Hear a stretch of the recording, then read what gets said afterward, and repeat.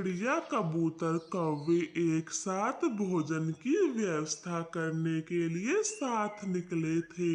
कबूतर कालू गोरी, पहले बारिशें होंगी, फिर उसके बाद सर्दियों का मौसम आएगा, इसलिए हमें अपने लिए पक्का और मजबूत घर भी बनाना होगा।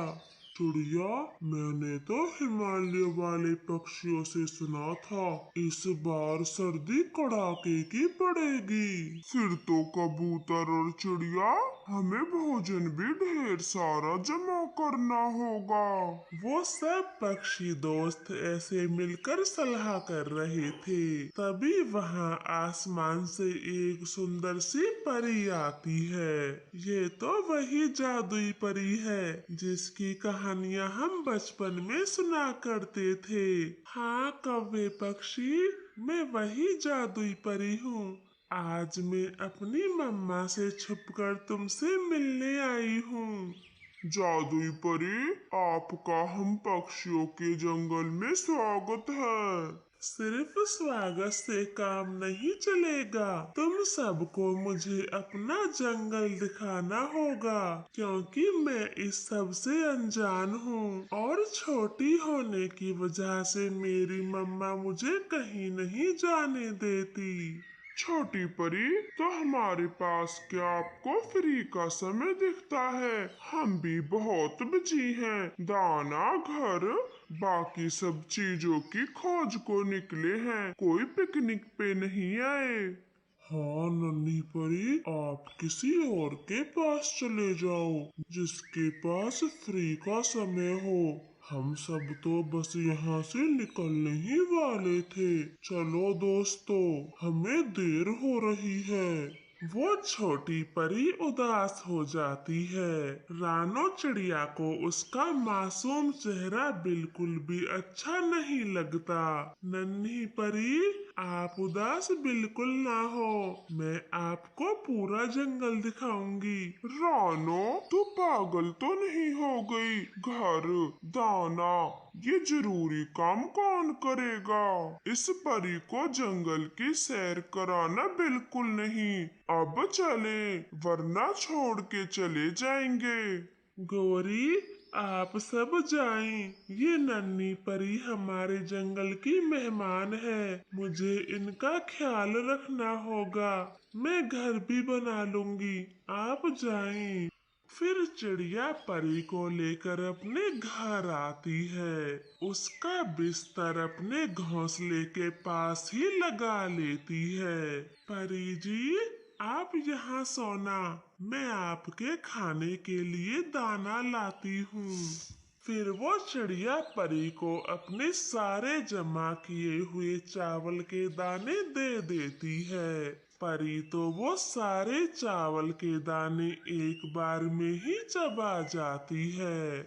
लगता है नन्ही परी भूखी रह गई, मगर मेरे पास तो बस यही दाने थे, अब मैं और दाने कहाँ से लाऊं? परी को ऐसे भूखा भी तो नहीं सुला सकती। नहीं चिड़िया, मेरा पेट पूरा भर गया, आपके चावल के दाने बहुत स्वादिष्ट थे, मैंने ऐसा खाना कभी नहीं खाया। चिड़िया को ये बात सुनकर बहुत खुशी होती है और वो बातें करते करते सो जाती हैं और सुबह होते ही फिर से जंगल की तरफ निकल जाती हैं। परी जी, आज मैं आपको पूर्व वाला जंगल दिखाऊंगी।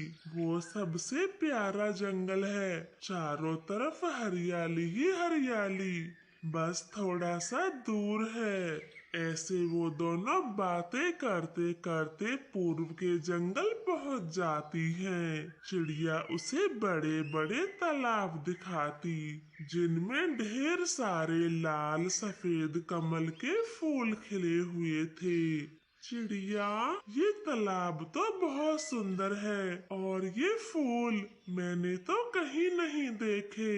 हाँ परी, जब हम पक्षी बिल्कुल काम से फ्री होते हैं तो इसी तालाब पर पानी पीने आते हैं और यहाँ की ताजगी का आनंद बड़े मजे से लेते हैं। ऐसे चिड़िया परी को वो सब जगह दिखाती है जो जंगल में बहुत सुंदर थी। छोटी परी का मन तो चिड़िया के घर से जाने का बिल्कुल नहीं था, मगर एक दिन परी की मम्मा उसे ढूंढते हुए चिड़िया के घर पहुंच जाती है और छोटी परी को वहां से ले जाती है। कितना अच्छा लग रहा था परी के साथ, मगर उसको तो जाना ही था। अब मेरा मन कैसे लगेगा, मैं क्या करूं?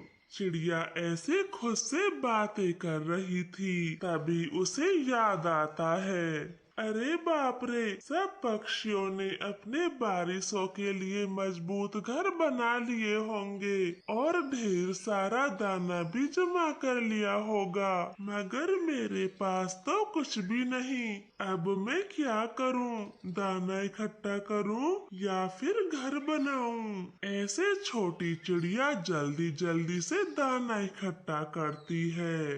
अभी तक उसने थोड़ा ही दाना जमा किया था कि तभी बरसात का मौसम शुरू हो जाता है।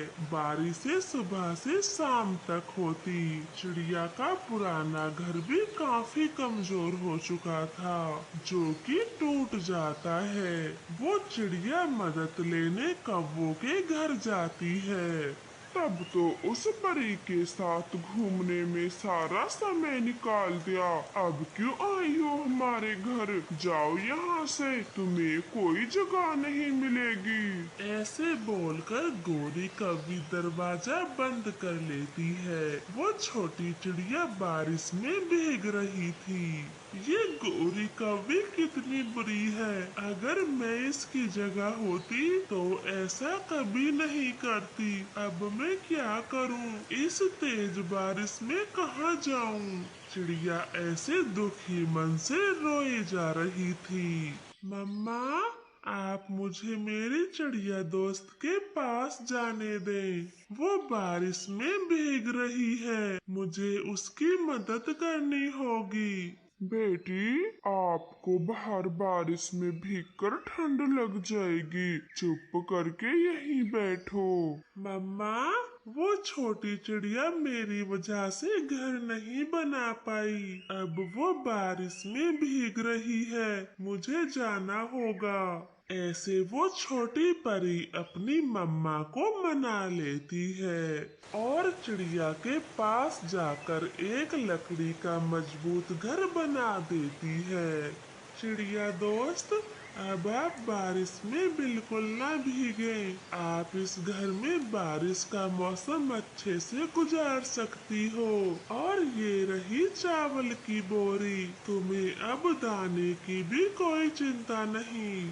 नन्ही परी, आपका बहुत बहुत धन्यवाद जो आपने मेरी मदद की, वरना मैं कहाँ जाती। फिर चिड़िया खुशी खुशी जादुई लकड़ी के घर में चली जाती है और परी भी वहाँ से अपने घर लौट जाती है। आपका धन्यवाद। प्यारे दोस्तों, जब तक हमारे माता पिता स्वस्थ रहते हैं वो अपने बच्चों के लिए सब कुछ करते हैं, लेकिन समय के चलते बच्चों को भी अपने माता पिता का ख्याल रखना होता है।